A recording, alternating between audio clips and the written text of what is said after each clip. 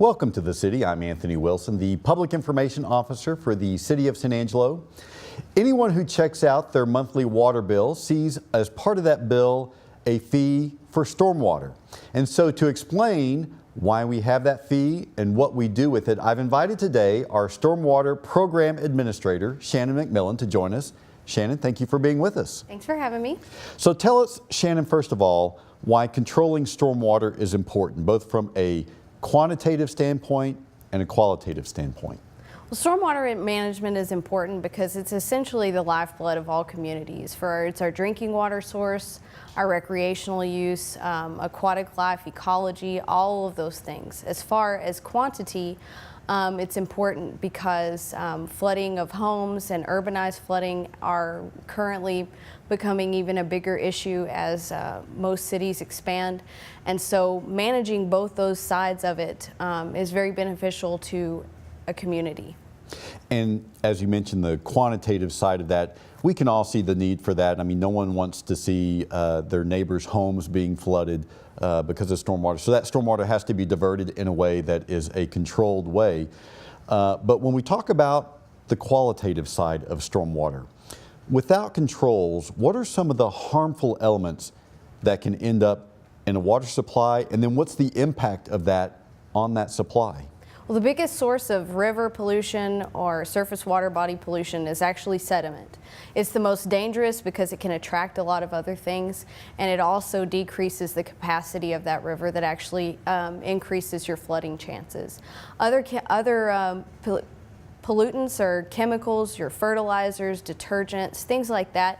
And the biggest thing to remember about that is when you think about those things, those are mainly what you as an individual could actually reduce the significant impacts on that. It's not necessarily honed in on an industrial facility or a commercial facility. So the impacts of those are increased vegetation in our surface waters, degradation of the good aquatic life and plant life, and a direct reduction of oxygen in that river, which is highly needed, which we actually have an issue with that in our river. Well, let's talk about the ways then that people can sort of help control what goes into the river, what flows into the river, and then the impact on that. When you talk about sediment, what are some of the ways that I as a homeowner can prevent sediment from ending up in our waterways? Homeowners normally don't have this issue. It's mainly our development community. So if you're a homeowner and you're redoing your lawn, it's important to put up some sediment barriers, maybe just a log or something where if it leaves it will be filtered out before it leaves the property. If it does leave the property, it can be just as simple as just cleaning up after yourselves. But normally and typically residential, just general residential activities aren't really impeding water quality on a sediment standpoint. It's mainly just development. But that said, it is still important if I mow my lawn, for instance, or if I have leaves that fall off my trees, to keep those out of the curb and gutter, isn't it? Exactly. The best thing a homeowner can do on yard waste aspect is to leave it where it lies and not blow it into the curb and gutter, because once you blow it into the curb and gutter, it goes to our drainage ways. We don't have a lot of underground conveyance systems, but the systems that we do, typically when we go to clean them out, they are just jam-packed with leaves and grass clippings and yard debris, and actually impeding the flow of that water. And that actually results into a lot of our road flooding is from those conveyance systems being full of yard waste. So it's important as an individual that we either leave it where it lies, or we bag it and compost it, recycle it, or utilize it, or throw it away. And so if it ends up in the curb, then it's a good idea to sweep that up and to get rid of it. Absolutely. Whenever I mow my yard, I always sweep it back up into my yard and just use it as cover for decomposed organic matter. What about the other pollutants that you talked about? Are there things that homeowners can do in order to prevent those sort of things from ending up on the roadway and then once it rains ending up in our waterways? Essentially, yes. Whenever you're mowing your yard, that, like I said, just sweeping that back up. When you apply fertilizers and things, it's important to read those product labels. Those labels are not only there to protect you as the applier, but also to protect the environment. So applying those correctly is very important as well. And also, just if you have a leaking car that's leaking a little bit of oil and you don't have the opportunity to fix it, throw something under there so it's not running off the property. And that's a simple, easy fix until you can repair that vehicle. That might be sand or kitty litter or something such as that. Yeah, anything like that. So generally, what is the quality of San Angelo stormwater? Well, it's important to understand that the city of San Angelo, Concho River, a segment of it, which essentially runs the entire length of the city, is impaired according to EPA and TCEQ's water quality standards. And it's impaired for low dissolved oxygen. And as I mentioned earlier, oxygen is extremely important in a water body. And so when it's low, that means that the aquatic life there cannot sustain life. And once you lose life in your ecology of the river starts to turn over, and essentially the water quality decreases and decreases to where it's not even safe for drinking water use. We're not at that level, but that's the important part to understand why we have a stormwater management program, is because we don't ever want to be at that level. And so our measures are to consistently implement change to improve that dissolved oxygen. And so what we're really talking about when you talk about the quality of the public drinking supply is public health. I mean, the stormwater management program is a matter of public health. Absolutely. It's a direct impact, has a direct impact on public health. So Shannon, when you encounter someone who is polluting our stormwater, is the first move just to issue them a citation? No, it's counterproductive. It's counterproductive to go out and just hand out citations to people. 90% of the time when someone is in violation of stormwater quality ordinance or code, they didn't know. They had no idea. So our first measure is generally to bring it to their attention, achieve compliance, and educate them for the future. It's a very long, tumultuous process for us to actually get to the end result of our enforcement process. And so then the citation would be sort of a last resort if you've worked with people and you still can't gain compliance? Absolutely, absolutely. So does the city determine stormwater quality standards, or is that done at a higher level of government? The federal government via EPA and the state government via TCEQ, those are the entities that set those water quality standards, and also impart the regulations that municipalities and certain other types of activities like construction and certain industrial facilities have to follow in order to be in compliance with those regulations. But no, the city does not set those standards. And so when you mention the TCEQ, I just want our viewing audience to know that's the Texas Commission on Environmental Quality. Yes. And of course the EPA is the Environmental Protection Agency. Now the reason I ask that is because those regulations have recently been in the news. We recently updated our stormwater ordinance in order to come into compliance with those regulations. Talk about why that was necessary. Well, whenever we did an audit on our current permit that we fall under, it was determined that we didn't have an illicit discharge ordinance or mechanism for enforcing that illicit discharges are stopped or prevented or at least mitigated. So we had to pass a stormwater illicit discharge ordinance that spoke to those legal requirements that we were required to implement in order to be in compliance with that stormwater permit from TCEQ. And so that mainly affected not homeowners, but commercial developers, correct? Well, we have a construction for development or all types of construction, and then we have an illicit discharge that mainly goes towards commercial facilities and businesses and other types of things that have the potential to cause some pretty big water quality issues.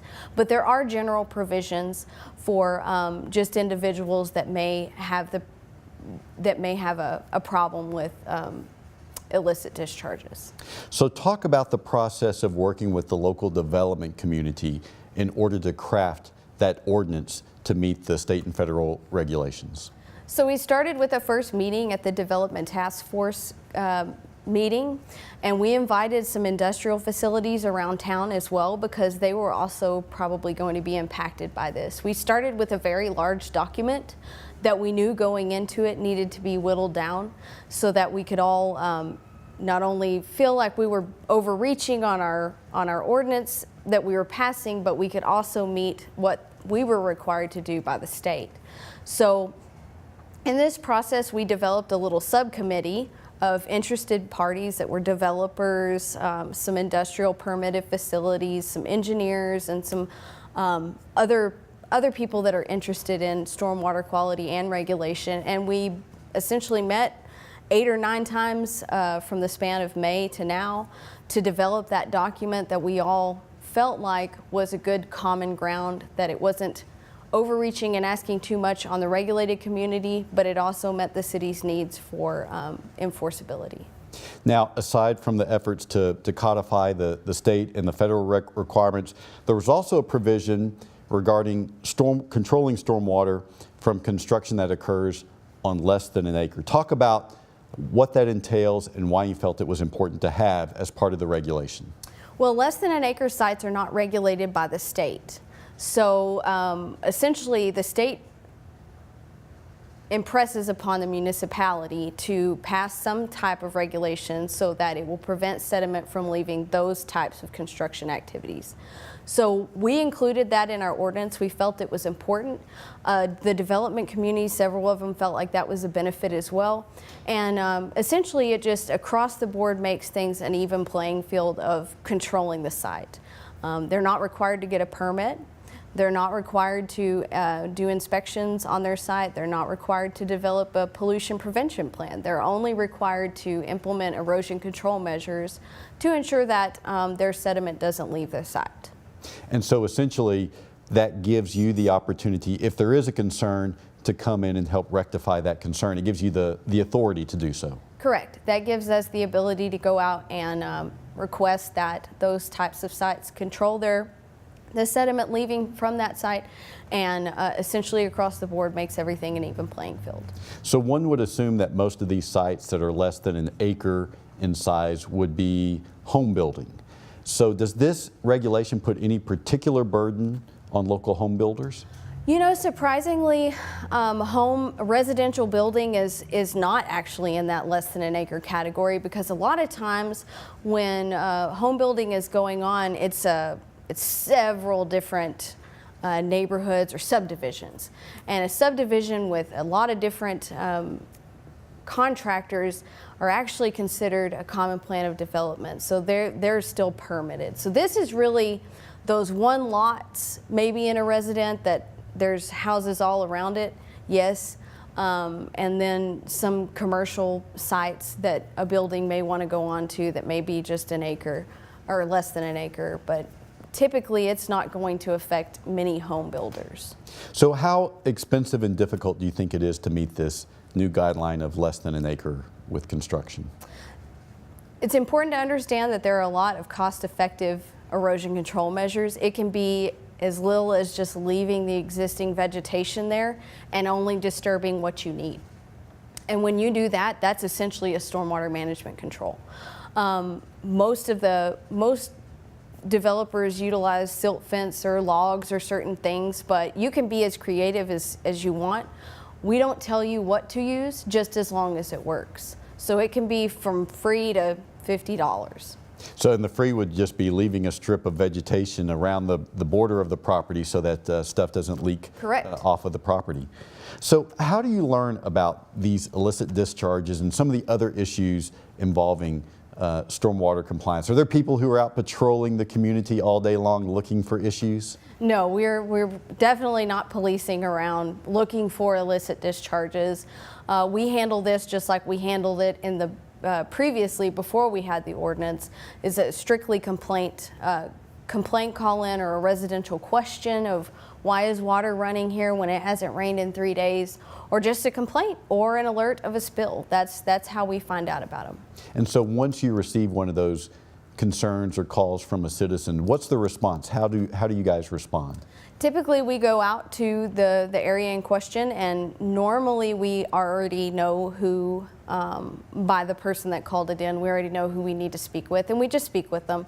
Get a little bit of information. Sometimes it may be nothing, and other times it may be something. So essentially we like to go out there, get the story, understand what's going on and whether or not they even knew that it was an issue, and then essentially achieve compliance, because that's really what this whole mechanism of passing this ordinance was for, is we just want to achieve compliance. So once they fix it and clean it up, then we're done with it. And if they don't, then we'll start our enforcement process. And of course, all these efforts and all the efforts to control the flow of stormwater and to divert stormwater in ways that don't negatively impact the community, all of those efforts, the equipment involved, the personnel involved, are funded with the stormwater fee that is on people's monthly bills. For the average homeowner, how much is that fee on a monthly basis? Over half of the residential customers that we have pay $3 or less. A small majority pay the $4 and $5. And so explain how the fee is determined. The fee is determined based on the square footage of your property, of your home, the impermeable surfaces. And so when we talk about impermeable surfaces, those are surfaces that water can't seep into, such as rooftops or sidewalks or driveways and such. Correct. So if people see something regarding stormwater that raises a concern, what should they do? It's important to report it, because we can't see everything and you never know what it is. And we have several different avenues for reporting. You can call your office, you can send you a message on Facebook. We also have a stormwater hotline and a stormwater email that is on our stormwater information website, on the city's website. My number's listed there as well. Just reporting it and letting us know. And then you can be anonymous, or if you'd like to know how the city responded to that, you can always request that information. And is there anything in particular citizens should be sort of looking for or aware of that might constitute a problem? Well, for spills or discharges, it would be any kind of discoloration that you may see consistently occurring in a curb and gutter. It could be a flow of water or a puddle of water, when what you think is water, when it hasn't rained in 3 or 4 days. Or it could be seeing someone take something and dump it out. That's really what you should be looking for. We've been talking with our Stormwater Program Administrator, Shannon McMillan, and we hope you'll join us for the next episode of The City.